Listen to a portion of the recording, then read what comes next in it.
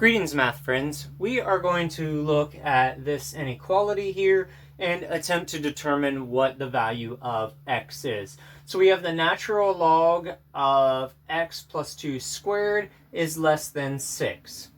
One of the first things that I want to do is take advantage of the power property, which allows me to pull this exponent out front.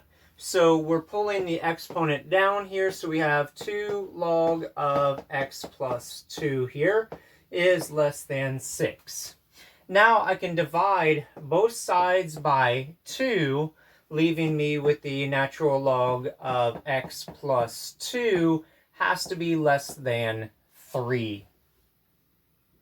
Now, I can eliminate the log by taking both the left and right hand sides and pushing them up into the exponent position for e. I'm choosing the number e, which is an irrational transcendental number, as the base that these are going to become the exponent of, because the base of the natural logarithm is a base e system.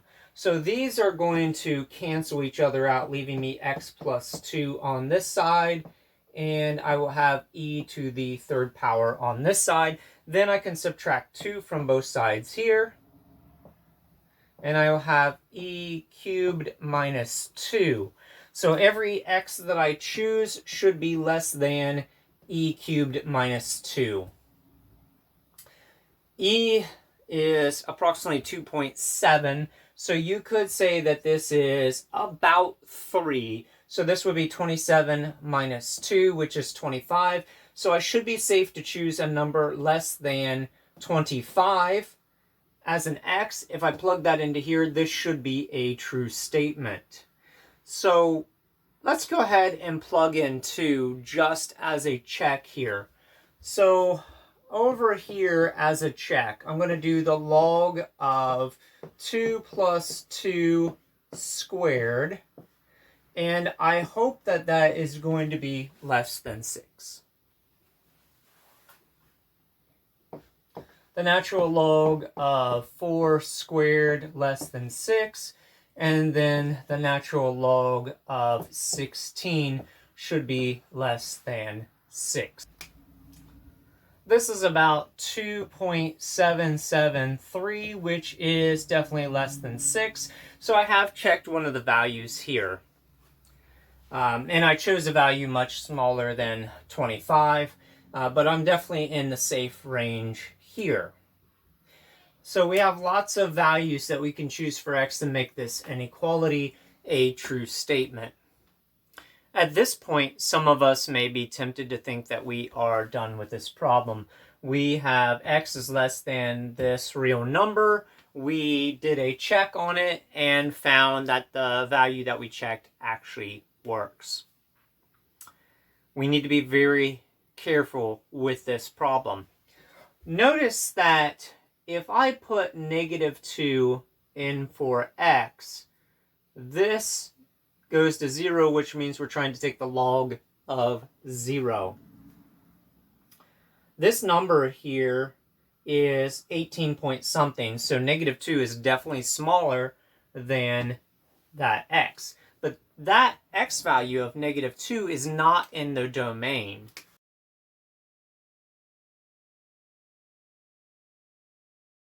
X is not equal to negative 2.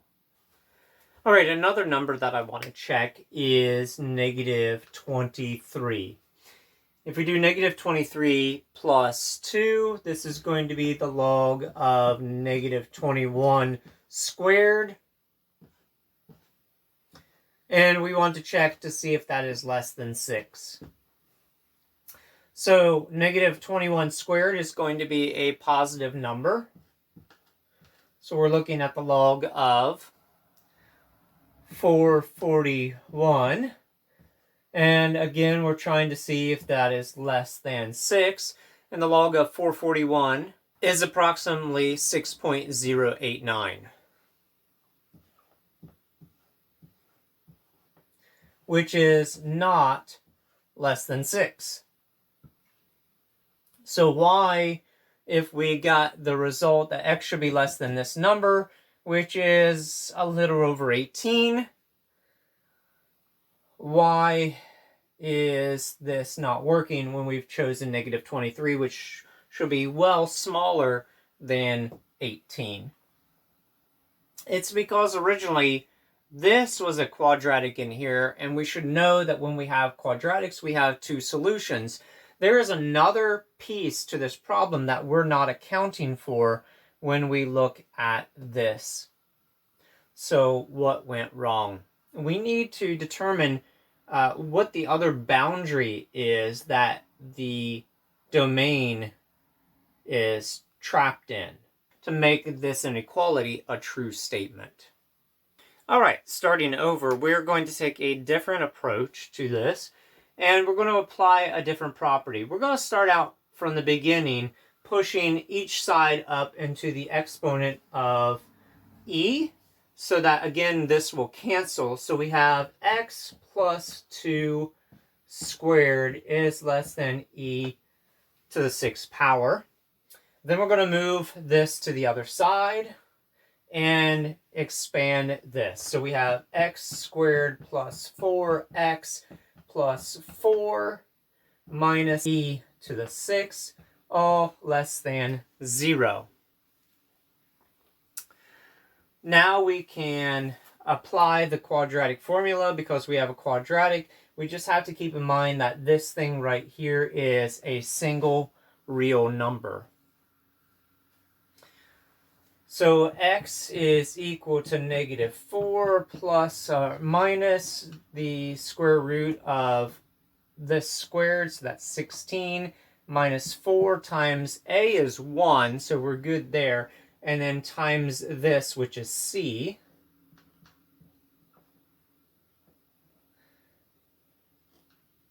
And then that's all over 2 times a, which again is 2.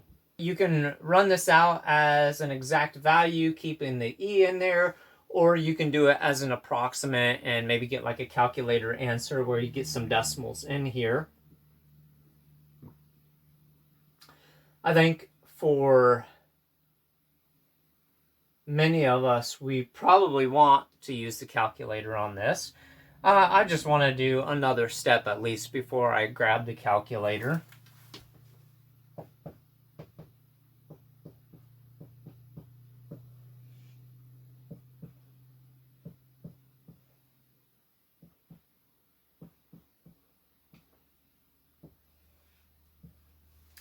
One of the nice things in here is that these 16s are going to cancel each other out.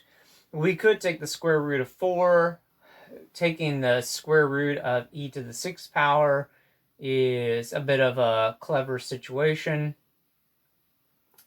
Let's go ahead and get some calculator answers for this. So we have two potential numbers here because we're going to add first and then we're going to subtract here. So we have our first x value and our second x value, and we're anticipating that one of these x values is just slightly bigger than 18, and then the other one, we saw that negative 23 throws this off, so it's going to be slightly larger than negative 23. All right, what we end up with using the calculator is that we're going to get approximately 18.086, which is the value that we got before where we only saw one side of the inequality. The other value that we get is negative 22.086. Notice that this decimal expansion here is the same decimal expansion. And the difference is the first one was e to the 3rd power minus 2. And then the second one is going to be negative e to the 3rd power minus 2. And that's going to be the boundaries on what our domain can be for this original problem, except x is not equal to negative 2. It's definitely not in the domain. So for a final solution for this, x is going to be between e to the 3rd power minus 2 and is smaller than e to the third power minus 2, where x is not equal to -2. This is our final answer. So definitely not a straightforward problem. So this is a bit tricky. We'd really have to pay attention to what is the acceptable domain for a logarithm, and we need to be really careful that when we see this power in here that we are taking into account, according to the fundamental theorem of algebra, that this polynomial that we are taking the log of has multiple solutions. So the power of the exponent is indicating to us how many solutions we're looking for, and that sets these boundaries on what x can be. So each of these is one of the roots to this quadratic, and then the other boundary, or the other limit here that we have to make sure we maintain, is that x is not equal to -2, because this function does not have a defined value at that x value, because that's not part of the domain for that function. I know that this is a challenging problem. It really makes you think about a lot of the things that you probably have learned in a Algebra 2 or higher algebra-based course. You really have to pay attention to the properties of functions here and how they're interacting with each other to arrive at this final solution of where x can be defined. Hopefully this has been informational and helpful. I hope you find some mathematics to be able to share with others. Cheerful calculations.